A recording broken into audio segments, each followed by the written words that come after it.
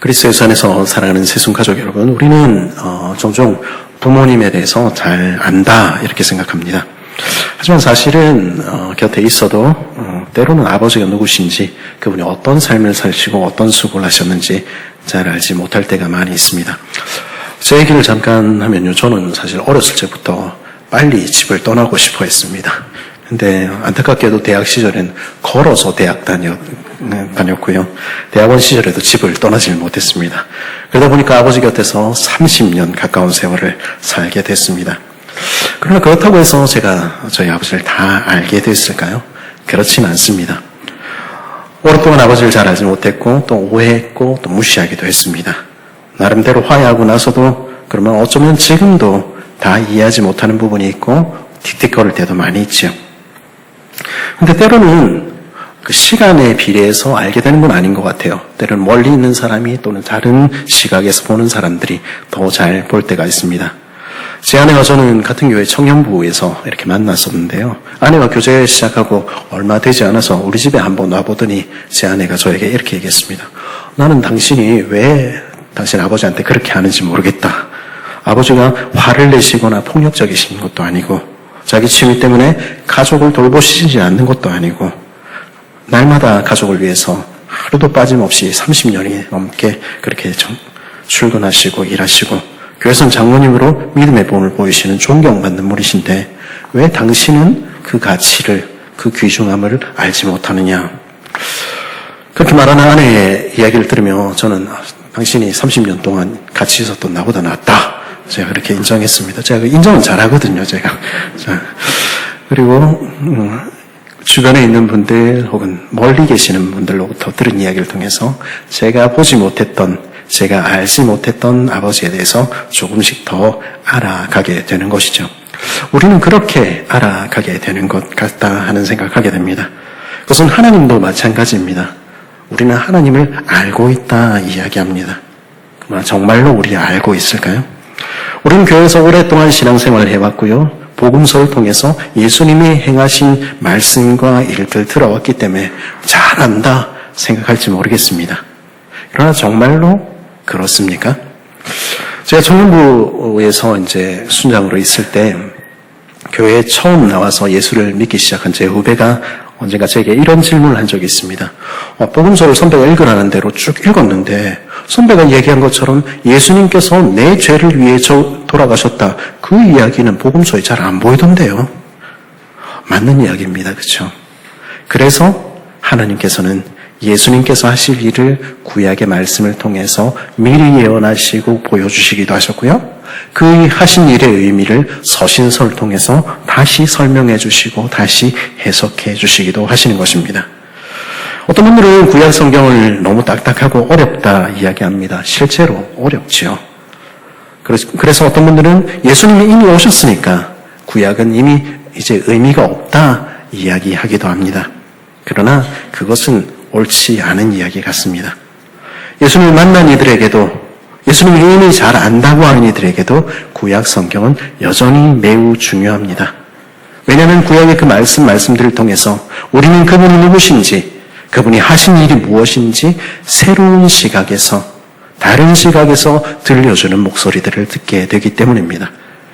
구약의 말씀을 통해서 우리가 예수님을 더 알게 될 때 우리는 복음서를 읽으면서 이래서 예수님이 이렇게 하셨구나. 이래서 이런 말씀을 하셨구나. 더 분명히 이해하게 됩니다. 그래서 우리는 다시 구약으로 또 다시 복음서로 말씀으로 나아가야 하는 것이죠. 성경을 읽는다는 것은 하나님을 알아간다는 것은 그런 것입니다. 성경을 통해서 과거로 가서 그때 역사하시고 나타나신 하나님의 이야기를 들으며 하나님이 누구신지를 우리가 발견해 가는 것입니다.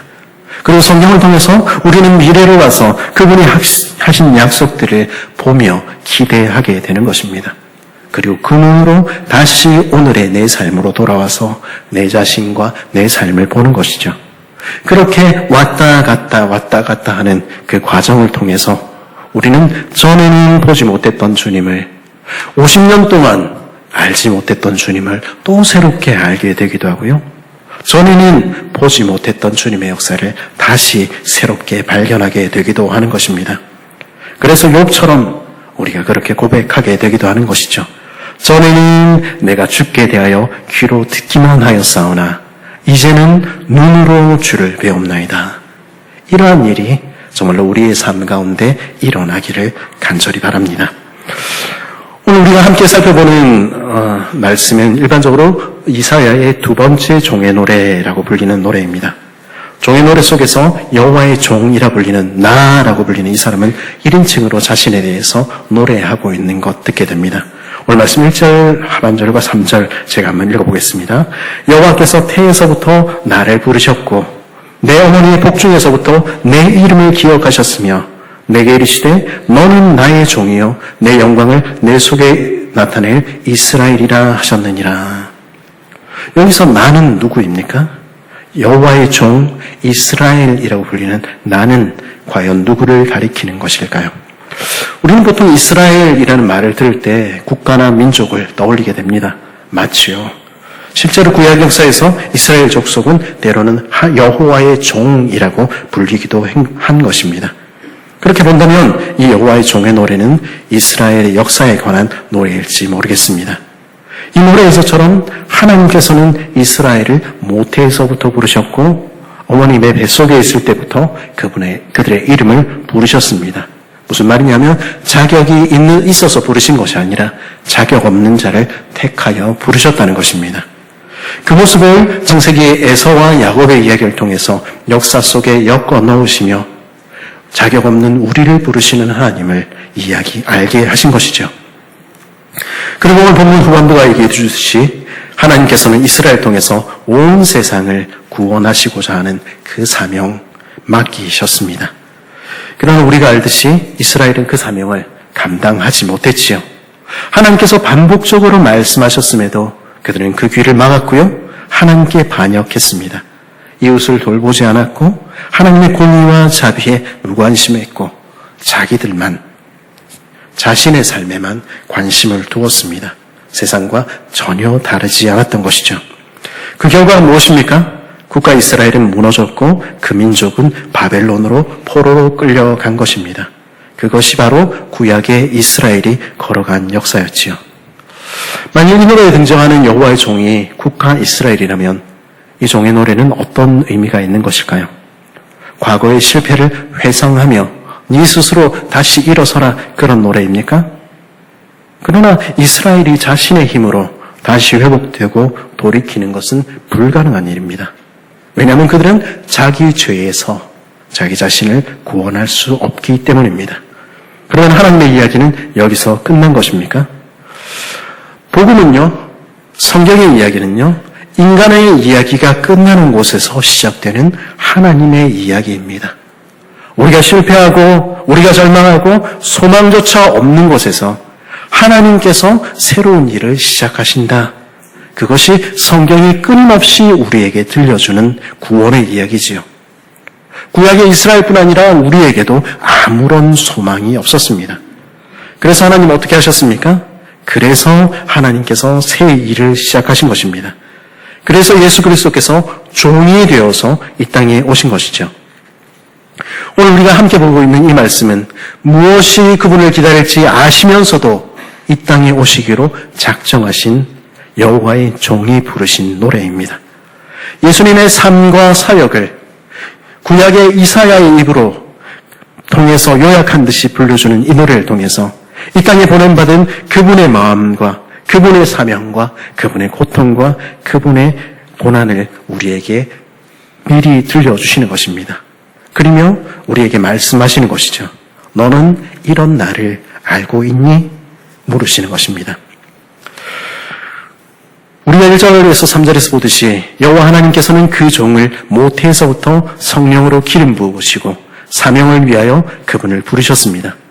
마태복음은 예수님께서 아직 어머니의 뱃속에 계실 때에 하나님께서 미리 그 이름을 정하시고 기억하셨음을 밝힙니다.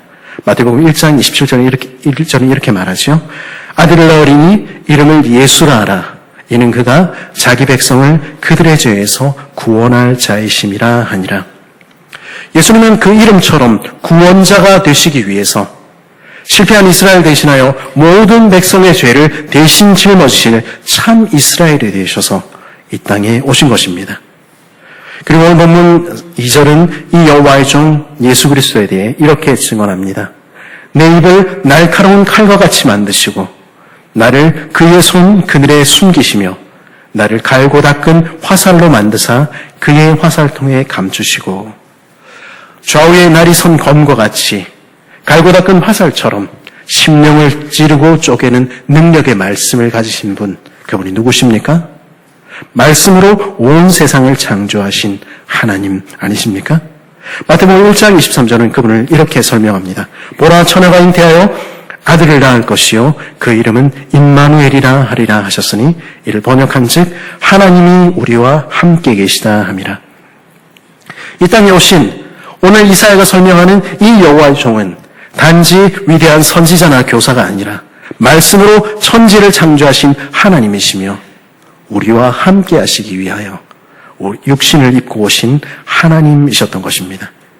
근데 오늘 본문 2절 후반절에 이어서 이렇게 말씀하죠. 하나님께서 그를 자신의 손 아래 감추시고 화살통 아래 숨기셨다고. 이 땅에 오신 그분은 자신을 감추시고 30년 동안이나 마치 우리와 같은 사람으로 사신 것입니다. 공생애를 시작하던 날 하늘을 여시고 성령을 비둘기같이 내리시던 주님께서 말씀하신 것처럼 그분은 참으로 하나님의 사랑하는 아들이요 하나님의 기뻐하는 자이셨습니다. 그분은 참으로 하나님의 아들이셨지요. 그러나 그분은 스스로 종이 되기를 택하셨던 것입니다. 사도 바울은 빌립보서 2장에서 이 모습을 이렇게 표현합니다. 그는 근본 하나님의 본체시나 하나님과 동등됨을 취할 것으로 여기지 아니하시고 오히려 자기를 비워 종의 형체를 가지사 사람들과 같이 되었고. 예수님께서는 왜 그렇게까지 하셨습니까?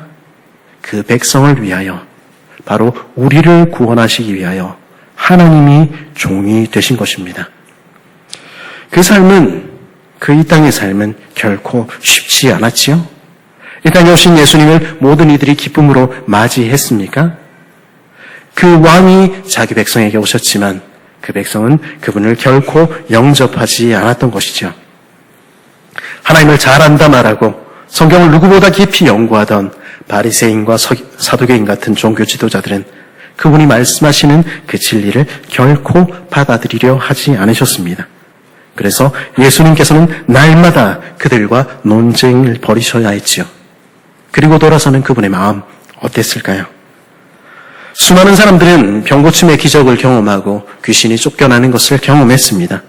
오병여의 기적을 보았지만 그들은 그러나 그 기적 너머에 계신 예수님과 그 말씀은 결코 받아들이지 않았습니다. 그리고는 떠나는 그들을 바라보며 예수님께서는 12제자들을 향해서 이렇게 탄식하며 물으시기도 하셨지요. 너희도 가려느냐? 베드로는 자신 있게 주여 영생의 말씀이 주께 있사오니 우리가 누구에게 가오리이까? 우리가 주는 하나님의 거룩한 자인 줄 믿고 알았사옵나이다 대답했지만 사실 제자들은 그분의 말씀을 날마다 들으면서도 단순한 영적인 진리조차 깨닫지 못했습니다. 그리고 가장 사랑하셔서 그분의 삶 전체를 주셨던 제자 중에 한 사람은 결국 그분을 팔아 넘겼습니다. 그것이 이 땅에 오신 여호와의 종 예수님의 삶이었지요. 그 삶을 사시던 우리 주님의 마음은 어떠셨을까요? 예수님의 삶은 마지막까지 그랬습니다. 오늘 이사야 49장 7절은 마치 그분의 십자가의 마지막 장면을 보기라도 한 듯이 이렇게 그분을 묘사합니다. 사람에게 멸시를 당하는 자, 백성에게 미움을 받는 자, 관원들에게 종이 된 자. 예수님은 그들을 위해서 오셨지만 사람들은 오히려 그분을 멸시하고 침뱉었습니다. 자기 백성들은 그분을 미워하여 십자가에 못 박으라 소리쳤고요. 백성의 관원들은 그분을 종 취급하며 무시하고 조롱했습니다. 예수님의 사역은 그렇게 끝나는 것 같았습니다. 온 힘을 다해 수고하셨지만 모든 것을 다 주셨지만 아무것도 남지 않은 것처럼 보였습니다. 십자가 위에 벌거벗겨진 채 달려서 죽임을 당하시며 허무하게 마무리하는 것처럼 보였습니다. 그 순간, 그 모든 순간에 우리 주님의 마음은 어떠셨을까요? 주님은 복음서에서 침묵하십니다. 그러나 이사야 49장 4절 전반절은 그 주님의 심정을 너무도 정확하게 묘사하고 있는 것처럼 보입니다. 그러나 나는 말하기를 내가 헛되이 수고하였으며 무익하게 공연히 내 힘을 다하였도다 하였도다. 예수님께서도 헛되이 수고했다고 내 수고의 결과가 어디 있냐고 낙담하시고 절망하실 수 있었다는 것입니다. 그런 마음이 그분께도 들었다는 것이죠.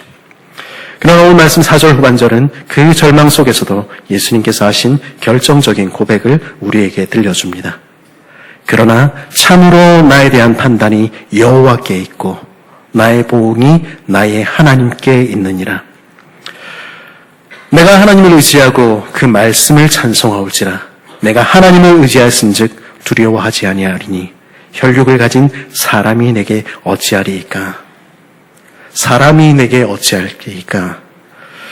시편 56편의 시인의 고백처럼 예수님께서는 십자가 그 마지막 순간까지 인생이 아니라 자신의 의가 되시는 하나님, 공평하게 판단하실 하늘의 재판장을 온전히 의지하셨습니다. 그리고 그분은 십자가에서 마지막 숨을 거두시며 이렇게 고백하신 것이죠. 아버지여, 내 영혼을 아버지 손에 부탁하나이다. 사도 바울은 빌립보서 2장에서 예수님께서 종의 형체를 입고 낮아신 결과에 대해서, 그 사역의 결과에 대해서 이렇게 노래합니다. 이러므로 하나님이 그를 지극히 높여 모든 이름 위에 뛰어난 이름을 주사 하늘에 있는 자들과 땅에 있는 자들과 땅 아래 있는 자들로 모든 무릎을 예수의 이름에 꿇게 하시고 모든 입으로 예수 그리스도를 주라 시인하여 하나님 아버지께 영광을 돌리게 하셨느니라. 오늘 말씀 이사야 49장 5절도 하나님께서 여호와의 종 예수 그리스도를 지극히 영화롭게 하셨다 고백하고 있습니다. 그리고 7절은 왕들과 고관들이 그분 앞에 무릎을 꿇고 그 발 아래 엎드려 입맞추게 하신다 선포하는 것입니다. 하나님은 왜 그렇게 하셨습니까? 그 이유는 예수 그리스도께서 자신에게 맡겨진 여호와의 종의 사명을 충실히 그리고 온전히 감당하셨기 때문입니다. 예수님께서 십자가 위에서 이렇게 선포하셨지요. 다 이루었다. 그분은 진실로 하나님께서 맡기신 종의 사명을 완성하신 것입니다. 그 행하신 일, 그것은 무슨 일이었습니까? 이사야 49장 6절은 그 사명을 이렇게 요약합니다. 그가 이르시되 내가 나의 종이 되어 야곱의 지파들을 일으키며 이스라엘 중에 보존된 자를 돌아오게 할 것은 매우 쉬운 일이라. 내가 또 너를 이방의 빛으로 삼아 나의 구원을 베풀어서 땅 끝까지 이르게 하리라. 구약의 이스라엘은 자기들이 포로되었던 바벨론에서 해방되고 12지파가 다시 일어나는 것, 그것이 구원의 전부라 생각했습니다. 오늘날 우리가 내가 구원받고 내가 복받는 것만을 바라듯이 말입니다. 그러나 하나님의 계획은 처음부터 훨씬 크고 위대하였습니다. 하나님은 처음부터 그 은혜가 이스라엘을 넘어 온 열방 땅끝까지 이르기를 원하신 것입니다. 이스라엘은 그 사명에 실패했지만 참된 여호와의 종이신 예수 그리스도께서는 그 일을 완벽히 이루신 것입니다. 이 이야기, 이 예수님의 이야기, 그래서 오늘 이 자리에 있는 저와 여러분에게까지 그 하나님의 구원이 미치게 된 것입니다. 오늘 말씀 8절은 이렇게 말합니다. 여호와께서 이같이 이르시되 은혜에 대해 내가 내게 응답하였고 구원의 날에 내가 너를 도왔도다. 내가 장차 너를 보호하며 너를 백성의 언약으로 삼으며 나라들을 일으켜 그들에게 그 황무하였던 땅을 기업으로 상속하게 하리라. 예수 그리스도께서 바로 이 은혜의 때와 구원의 날에 주시는 하나님의 응답이요 도움이라는 것입니다. 지금은요 은혜의 때이며 구원의 날입니다. 누구든지 주의 이름을 부르는 자는 구원을 얻을 것입니다. 하지만 그것이 구원의 이야기의 전부는 아닙니다. 예수님께서는 죽으시고 부활하사 하나님 보좌 우편에 앉으시며 지금도 살아 계시는 것입니다. 그리고 오늘도 자기 백성인 우리에게 복 내리시는 것입니다. 이스라엘은요, 하나님과의 언약을 지키지 못하고 반역했습니다. 그리고 우리 역시 날마다 부족하고 실패합니다. 그래서 예수 그리스도께서 자기 피로 새 언약을 세우신 것입니다. 그리고 이 새 언약은 어떤 일이 있어도 결코 무효화되지 않을 것입니다. 우리 연약함에도 불구하고 우리는 언제나 변함없이 하나님의 사랑받는 자녀이며 하나님의 백성입니다. 그리고 그분께서 반드시 우리를 그 나라 천국으로 인도하실 것입니다. 그래야 한날 우리는 그 나라를 유업으로 받게 될 것입니다. 그 놀라운 약속이 오늘 우리에게 주어져 있는 것입니다. 우리는 은혜의 때를, 구원의 날을 살고 있는 것입니다. 사실 이 은혜의 때와 구원의 날이라는 이 표현은 구약의 희년을 설명하는 말씀입니다. 죄와 짐으로 어그러졌던 그 시대가 모두 지나가고 이제 새로운 시대가 열리는 것이죠. 예수님께서는요, 공생애를 시작하시며 나사렛 회당에서 이사야의 말씀을 읽으신 후에 이렇게 선포하셨습니다. 누가복음 4장 21절인데요. 이 말씀이 오늘 너희 귀에 응하였느니라. 그리고 그 주님께서는 오늘 우리를 향해서도 이렇게 동일하게 말씀하시는 것입니다. 지금이 은혜의 해와 구원의 날이야. 이 말씀이 바로 오늘 내 삶 가운데서도 일어날 거야. 너는 그것 알고 있니? 오늘 말씀 9절과 10절은 마치 복음서에 기록된 예수님의 사역을 묘사하기라도 한 듯이 생생한 표현으로 가득 차 있습니다. 우리 9절 말씀 같이 한번 읽어볼까요? 시작.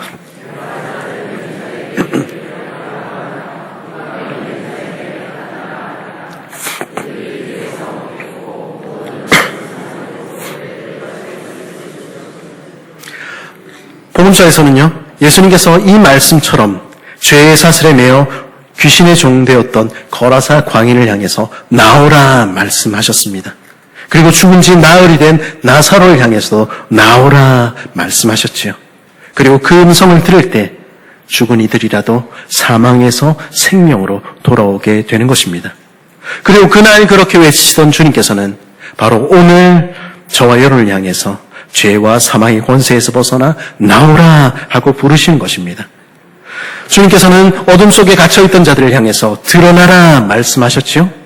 그 말씀처럼 혈류병에 걸린 여인이 38년 된 병자가 그들의 인생의 문제로 흑암 가운데서 도무지 헤어나올 수 없던 인생들, 그 어둠에서 벗어나 생명의 빛으로 회복되었습니다. 그리고 그 주님께서 오늘 우리 인생을 덮고 있는 어둠을 걷어내시며 빛 가운데로 인도하시는 것입니다.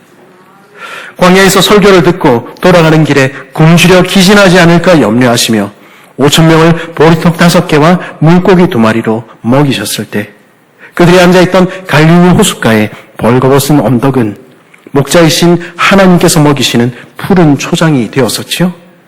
그리고 그 동일하신 주님께서는 오늘도 저와 여러분의 삶을 푸른 초장과 쉴만한 물가로 인도하시는 것입니다. 10절의 말씀을 들으십시오. 그들이 줄이거나 목마르지 아니할 것이며 더위와 볕이 그들을 상하지 아니하리니 이는 그들을 긍휼히 여기는 자가 그들을 이끌되 샘물 근원으로 인도할 것입니다. 주와 함께 우리가 걸을 때 우리는 결코 줄이거나 목마르지 않을 것입니다. 더운 바람이나 낮의 해도 결코 우리를 상치 못할 것입니다. 왜냐하면 우리는 우리를 긍휼히 여기시는 예수님, 우리 목자 되신 그분과 함께 걷고 있으며 그분은 오늘도 우리를 쉴만한 물가로 인도하시기 때문입니다. 여러분의 삶을 높은 산들이 가로막고 있습니까? 깊은 사망의 골짜기 같은 시간 여러분은 지나고 있습니까? 오늘 말씀을 보십시오. 그분이 우리 앞에 산을 낮추어 길이 되게 하시며 깊은 골짜기를 솟아오르게 하셔서 대로로 만드신다 말씀하시는 것입니다. 우리가 어떤 자리에 있든지 북쪽이든 서쪽이든 뜨거운 남쪽이든 어떤 상황 가운데 있든지 주님은 그 백성을 하나도 잃지 않으시고 모두 모아들이셔서 그 나라로 인도하실 것이라 성경은 그렇게 들려주는 것입니다. 이 일이 지금까지 설명한 그 모든 일이 여호와의 종이신 예수 그리스도께서 이미 이루신 일이며 그리고 앞으로도 이루실 일이라는 것입니다. 오늘 이 여호와의 종의 노래는 바로 이 변치 않는 사실을 우리에게 들려주며 너는 그 주님을 알고 있느냐고, 그 주님과 함께 걷고 있느냐고 묻고 있는 것이죠. 그리스도의 안에 사랑하는 새순가족 여러분, 우리는 예수님이 누구신지 정말로 알고 있습니까? 그분이 어떤 일을 행하셨고 오늘도 어떤 사역을 이루고 계시는지 정말로 기억하고 있습니까? 혹은 너무도 익숙해져서 이미 다 알고 있다 말하며 너무 자주 들어서 식상하다 여기고 있지는 않습니까? 다시 성경을 펴십시오. 그리고 그분이 행하신 일이 무엇인지, 그 일의 의미가 무엇인지 여러분의 눈으로 겸손한 마음으로 다시 살펴보십시오. 그럴 때 우리는 하나님이 누구신지, 그리고 지금 우리 곁에 계시는 그분이 누구신지, 그분이 오늘도 나를 위해서 행하시는 일이 무엇인지 깨닫게 될 것입니다. 그리고 내 곁에 그분이 계심을 알게 되며 나를 위해서 무슨 일을 하고 계시는지 보게 되실 것입니다. 그리고 나를 향해 위로하시는 그분의 음성을, 고난 가운데 있는 우리를 긍휼히 여기시며 만지시는 주님의 손길을 경험하게 될 것입니다. 그럴 때 우리는 하늘의 노래에 우리 마음을 합하여 우리 구주가 누구신지 우리 입술로 큰 소리로 찬양하게 될 것입니다. 그분이 행하신 일을 기쁨으로 땅과 함께 노래하게 될 것입니다. 우리는 정말로 그분을 알고 있습니까? 오늘도 우리 가운데 우리 곁에서 행하시는 그 구원을 우리 참으로 알고 있습니까? 그래서 우리 입술로 우리 삶으로 그 구원을 선포하고 있습니까? 또한 우리는 우리가 누구인지 참으로 알고 있습니까? 그래서 우리 삶으로 우리 주님께서 걸어가신 그 종의 길을 따라 걷고 그 길 위를 노래하고 있습니까? 주님께서 여호와의 종 이스라엘이셨듯이 주님을 따르는 우리 역시 여호와의 종 이스라엘입니다. 여호와의 종의 노래 참 이스라엘이셨던 예수 그리스도의 삶은 이제 우리가 살아야 할 삶이 어떠해야 하는지 우리에게 들려주시는 것입니다. 우리 자신 안에 갇혀서 나와 내 가족만을 위한 신앙에 머무는 것은 주님이 원하시는 삶이 아닙니다.